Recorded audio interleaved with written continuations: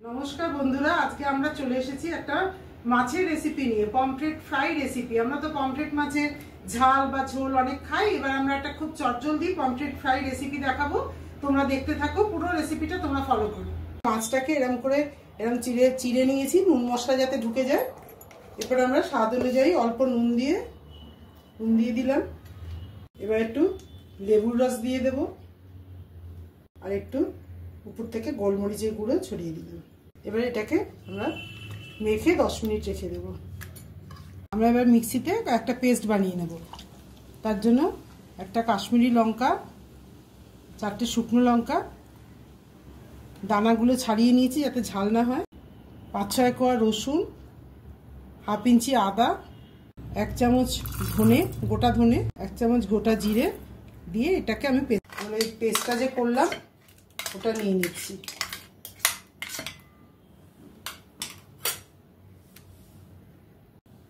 Half চামচ হলুদ দিয়ে দিলাম, মশলা দিয়ে দিলাম 1.5 চামচ, অল্প একটু স্বাদ অনুযায়ী নুন দিয়ে দেবো। আগে যেহেতু নুন দিয়েছি তাই অল্প নুন দিলাম, আর একটু সর্ষের তেল দিয়ে দেবো। এবার এটাকে ভালো করে মেখে নিই। মাছটা 10 মিনিট ম্যারিনেট করে রেখে দিয়েছিলাম, এবারে ভালো করে মশলা মাখিয়ে নেব। এই মশলাটা ভেতরের মধ্যে যতটা পারবেন ঢুকিয়ে দিলে স্বাদটা খুব ভালো হবে। মশলাটা মাখানো হয়ে গেছে, ভেতরেও ঢুকিয়ে সব দিয়েছি। এটাকে এখন 1/2 ঘন্টা আমরা ম্যারিনেট করে রেখে দেব। আমরা একটু সুজি আর বেসন নিয়ে নিয়েছি, এটার মধ্যে কোট করে মাছটা ভাজবো। আমরা ফ্রাইং প্যান নিয়ে নিয়েছি, একটু সাদা তেল আর বাটারে মাছটা ভাজবো। বাটার দিলে একটু ভালো হয়, টেস্ট হয় বেশি। হ্যাঁ, টেস্টটা ভালো হবে। কোট করে নিচ্ছি ওই বেসন আর সুজিতে নিয়ে, এবার আমরা কড়াইতে দিয়ে দেবো।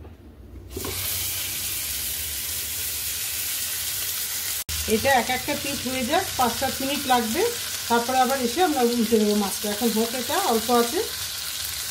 7-8 মিনিট হয়ে গেছে, আমাদের এক পিঠ এবারে উল্টে দেবো। হয়ে গেছে, এরকম একটু পোড়াই হবে ফ্রাইটা, তাতে স্বাদটাও বেশি ভালো হয়। আমাদের এই পিঠটাও হয়ে গেছে, দেখি উল্টে দেখি। হ্যাঁ, হয়ে গেছে একবারে। সুন্দর হয়েছে, আমাদের হয়ে গেছে ফ্রাইটা। এবার আমরা গ্যাস অফ করে দিচ্ছি।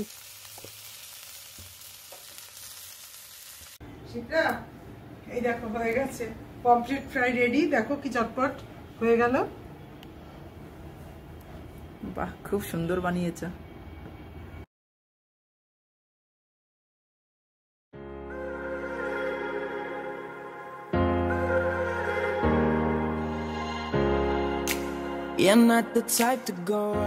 বন্ধুরা দেখলে তো কিরকম চটপট একটা রেসিপি হয়ে গেল।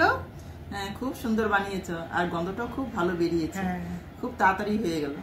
বন্ধুরা তোমরা বাড়িতে অবশ্যই ট্রাই করো, আর কমেন্ট করে অবশ্যই আমাদের জানাবে। আর আমাদের ধাবা একটু তোমরা চ্যানেলটা সাবস্ক্রাইব করে দিও, আর একটা লাইক করে দিও প্লিজ। Thank you. নমস্কার।